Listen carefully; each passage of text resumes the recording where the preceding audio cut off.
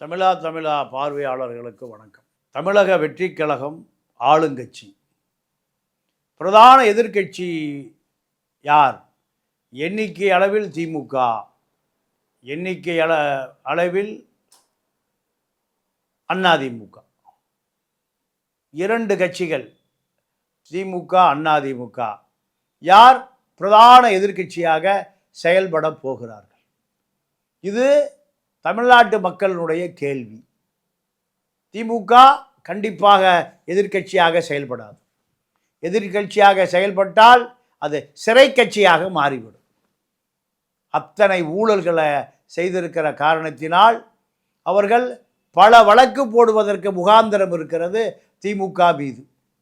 திமுக கண்டிப்பாக விஜயை எதிர்க்காது. எதிர்க்காமல் சரணாகதி அடைந்து விட்டது. நம்பிக்கை வாக்கெடுப்பில் வெளியேறிவிட்டது. விஜய்க்கு ஆதரவு கொடுத்தது, வெளியேறியது ஒன்றுதான். இந்த சூழலில் திமுக அதிமுக இரண்டு திராவிட இயக்கங்கள் எதிர்க்கட்சி வேலையை யார் செய்ய போகிறார்கள், யார் பின்னணியில் இருக்க போகிறார்கள்? இந்த கேள்விக்கு விடை தேடி புறப்பட்ட பொழுது நமக்கு தெரிந்த விடை அதிமுக பிரதான எதிர்க்கட்சியாக மாறும். திமுக எதிர்க்கட்சியாக மாறாமல் அது விஜய் கட்சியை தாங்கி பிடிக்கும். இதுதான் இன்றைய சூழல். அதிமுகவில் விழுப்புரம் மாவட்ட செயலாளராக புது இளைஞர் பசுபதி என்ற இளைஞர், தலித் இளைஞர் நியமிக்கப்பட்டிருக்கிறார். முதல் வேளையாக சிவி சண்முகத்தினுடைய பண்ணையார் தனம் அடித்து உடைத்து நொறுக்கப்பட்டிருக்கிறது. அவருடைய அண்ணன் ராதாகிருஷ்ணன் பண்ணையாரை போல சிகரெட்டும் கையுமாகத்தான் தொண்டர்களிடம் பேசி கொண்டிருப்பார். இப்பொழுது அந்த பண்ணையார்த்தனமும் புகையும் சிகரெட்டுகளும் இப்பொழுது காணாமல் போய்விட்டது. யாரையெல்லாம் அதிகாரம் செய்தார்களோ, இந்த அரசியல் அதிகாரம் பறிபோன பிறகு இதே அதிகாரம் இவர்களால் அடிமைகளாக பார்க்கப்பட்டவர்களிடம் அதிகாரம் வந்துவிட்டது. விஜயபாஸ்கர் பழனிசாமிகளை எல்லாம் அடிமையாக வைத்திருந்தார். அவர்களெல்லாம் அடியாட்களாக வைத்திருந்தார். இப்பொழுது இந்த அடியாள்களிடமோ அடிமைகளிடமோ அதிகாரம் வந்த பிறகு இப்பொழுது புதுக்கோட்டை விஜயபாஸ்கர் தலைகாட்ட முடியவில்லை.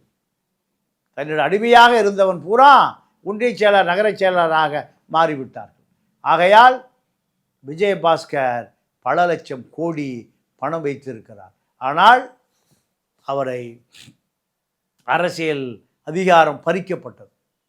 வேலுமணி கொங்கு மண்டலத்தில் பெரிய முடிசூடா மன்னன். இப்பொழுது 4 வேலுமணிக்கு சமம் முன்னாள் அமைச்சர் சேமா வேலுச்சாமி அங்கு அமைச்சராக்கப்பட்டிருக்கிறார். இப்படி அதிமுகவுக்குள் அதிரடி புரட்சி நடக்கிறது. இந்த அதிரடி புரட்சி தான் அதிமுகவை தலை நிமிர வைக்கும். ஆனால் திமுக மீது மக்களுக்கு உள்ள பெரும் கோபம் தீர்ந்த பாடில்லை.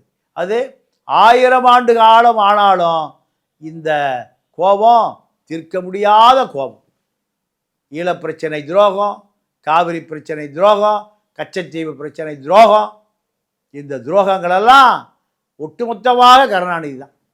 எத்தனை பெண் நிறுவனங்களை வைத்திருந்தாலும், எத்தனை சமூக வலைத்தளங்களை வைத்திருந்தாலும், திமுக மீது மக்களுக்கு உள்ள பெரும் கோபம் இந்த தலைமுறை இல்லை. 100 தலைமுறை வந்தாலும் திமுக மீது கோபம் தீரவே தீராது. ஆகையால் இப்பொழுது பிரதான எதிர்க்கட்சி அதிமுகவுக்கு அந்த வாய்ப்பு காத்திருக்கிறது. மக்களுக்காக, மக்கள் கொள்கைகளுக்காக நிற்கக்கூடிய எம்ஜிஆர் காலத்து அரசியலை மீண்டும் கொண்டு வர வேண்டும். ஜெயலலிதா காலத்தில் ஊழல் அரசியல் அல்ல, எம்ஜிஆர் காலத்து அரசியல். இந்த அதிமுகவை 1980க்கு பின்னுக்கு கொண்டு போக வேண்டும். அப்படி பின்னுக்கு கொண்டு போனால் அதிமுக தான் அடுத்த ஆளுங்கட்சி, எடப்பாடி தான் முதலமைச்சர். இது வேறு வழி இல்லை, காலத்தினுடைய கட்டாயம். இன்னைக்கு எதிர்காலத்திலேயாவது புதுமுக இளைஞர்களை தேடி பிடித்து, லீமா ரோஸுகளை அல்ல, எடப்பாடி செய்த மாபெரும் 2 வரலாற்று குற்றங்கள், திமுக ஆதரவோடு ஆட்சிக்கு போவதற்காக ஒரு முயற்சி, 2வது லீமா ரோஸ். இந்த 2 நாட்களில் செய்த முடிவு எடப்பாடி வரலாற்றிலே மன்னிக்கப்பட முடியாத தவறு. அது எம்ஜிஆரும் ஜெயலலிதாவும் கட்டி காத்த இந்த அரசியலை நீங்கள் இப்பொழுது அடிவேரிலிருந்து மீண்டும் எடுக்க வேண்டிய தேவை வந்திருக்கிறது. அதிமுக என்கின்ற அடிப்படை தொண்டை இன்னும் 25% வாக்குகளை உங்களுக்கு நிரூபித்து கொடுத்திருக்கிறான். ஆனால் நீங்கள் ஆட்சி அதிகாரத்துக்கு வர வேண்டும் என்று ஒரு அரசியல் தெளிவான தொலைநோக்கு பார்வை இல்லாமல் நீங்கள் அவசர முடிவெடுத்து லீமா ரோஸ் திமுக 2 பொதுமக்களின் வெகுஜன மக்களினுடைய விரோதிகள் 2 பேரையும் 2 நாட்களில் நீங்கள் அதிமுகவுக்குள் அனுமதித்ததை நீங்கள் பல 100 ஆண்டு காலம் ஆனாலும் எடப்பாடி செய்த தவறை மக்கள் நினைவில் வைத்துக் கொள்வார்கள். இருந்த போதிலும் இந்த எம்ஜிஆர் கட்சி, இந்த எம்ஜிஆர் இயக்கம் அழிந்து போய்விடக்கூடாது என்று பல பேர் நம்புகிறார்கள். ஆகையால் இந்த இயக்கம் நீண்ட காலம் வாழ வேண்டுமென்றால், இந்த இயக்கம் நீண்ட நாள் நீடிக்க வேண்டுமென்றால், நீங்கள் திமுக எதிர்ப்பு, விஜய் எதிர்ப்பு 2ஐயும் ஒரு சேர செய்ய வேண்டும். எந்த எதிர்பார்ப்பு உங்களுக்கு?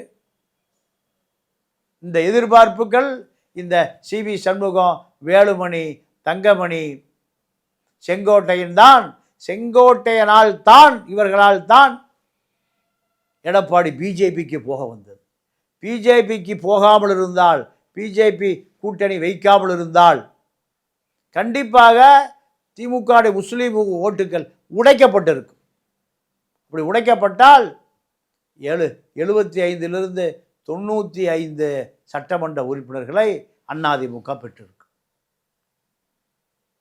வேலுமணிக்காகவும் தங்கமணிக்காகவும் சிவி சண்முகம், செங்கோட்டையனுக்காக பாஜகவோடு கூட்டு வைத்ததனுடைய விளைவுதான் பாஜகவினரும் ஓட்டு போடலை, பார்ப்பனர்களும் ஓட்டு போடவில்லை, முஸ்லீம்களும் ஓட்டு போடவில்லை. இதுதான் அதிமுகவினுடைய அடிப்படை அடித்தளமே தகர்க்கப்பட்ட வரலாறு.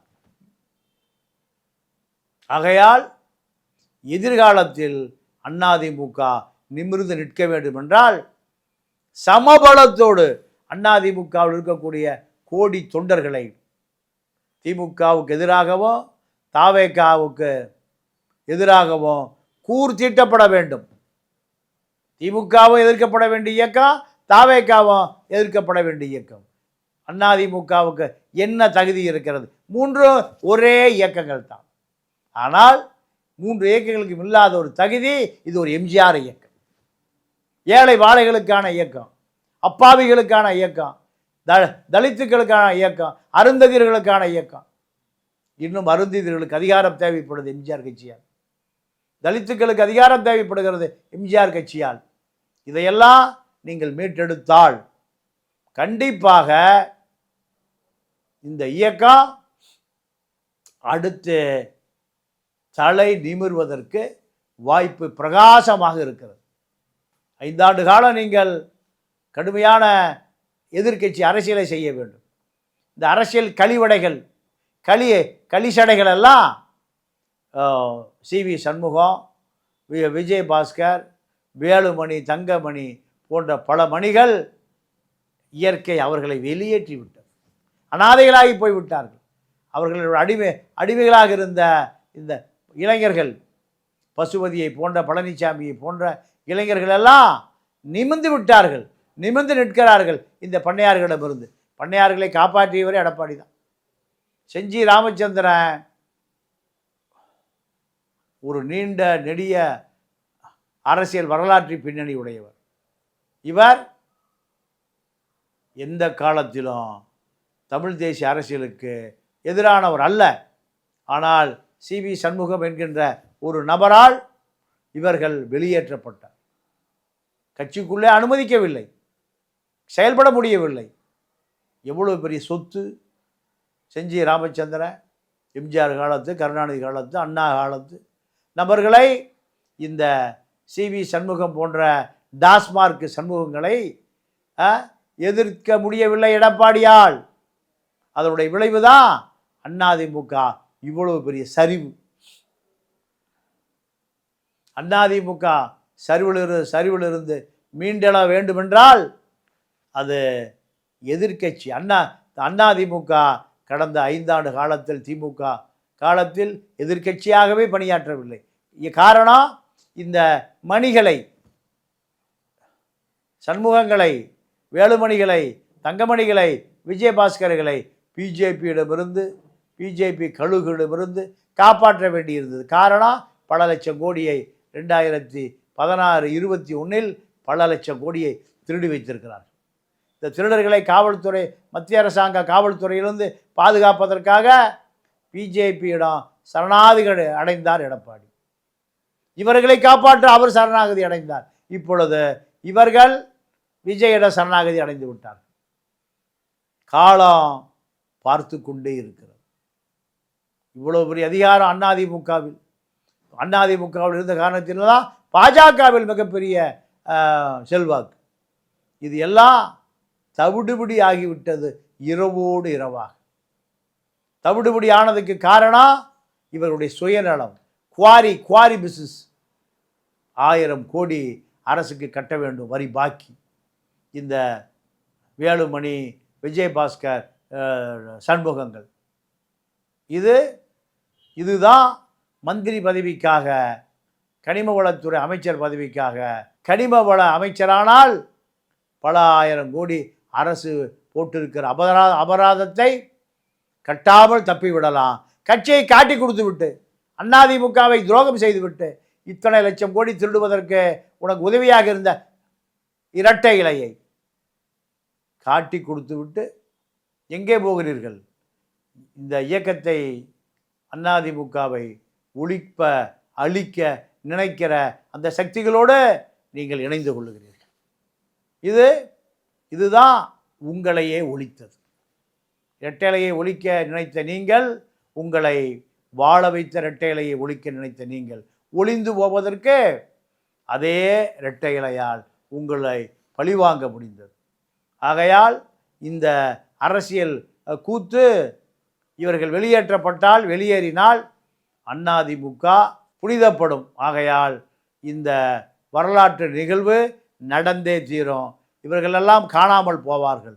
புதிய இளைஞர்கள் அதிமுகவை தலைமை தாங்குவார்கள், வழி நடத்துவார்கள். அதனுடைய முதல் படியாக ஒரு வன்னியர் மாவட்ட செயலராக இருந்த விழுப்புரத்தில் ஒரு தலித்திடம் அதிகாரம் கொடுக்கப்பட்டிருக்கிறது. இது ஒரு ஆரோக்கியமான முடிவு தான்.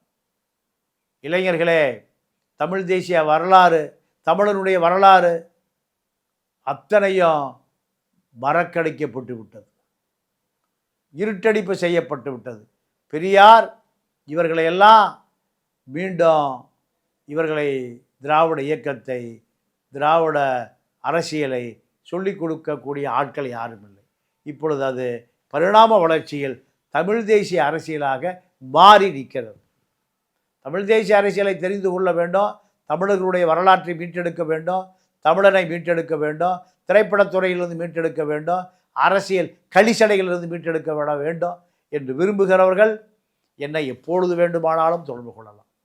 இரவு 9 முதல் 11 மணி வரை என்னை தொடர்பு கொண்டால் உங்களுக்காக என்னுடைய 66 ஆண்டு கால அரசியல் அனுபவங்களை உங்களுக்கு அரை நாளில் சொல்லித் தருவதற்கு நான் தயாராக இருக்கிறேன். இந்த தமிழினம் வீழ்ந்து விடக்கூடாது, தமிழன் விடக்கூடாது. பல தோல்வி முகங்களை இந்த இனம் சந்தித்து கொண்டு இருக்கிறது. பல தோல்வி முகங்களை 5 லட்சம் ஈழத்தமிழர்களை கொண்டொழித்தது இந்த தமிழர்களுடைய அதிகாரங்களை வைத்து தான் கருணாநிதியும் ஜெயலலிதா 2 பேரும் செய்தார்கள். ஆகையால் நீங்கள் மீண்டும் தமிழின வரலாறை தோண்டி எடுத்து புதுப்பிக்க வேண்டியிருக்கிறது. தொடர்பு கொள்ளுங்கள். நன்றி, வணக்கம்.